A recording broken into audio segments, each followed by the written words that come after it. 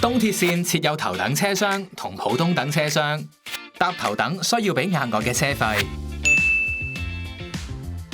如果用二維碼或單程車票搭頭等，記得買飛嘅時候就要揀定頭等。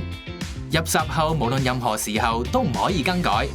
而用八達通或感應式卡，就要喺上車前拍多次頭等核准器，確認乘搭頭等。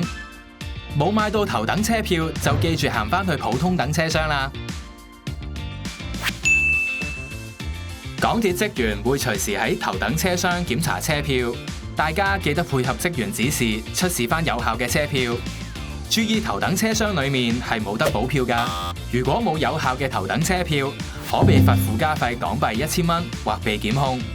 記住以上攻略，正確使用車票，搭車更輕鬆。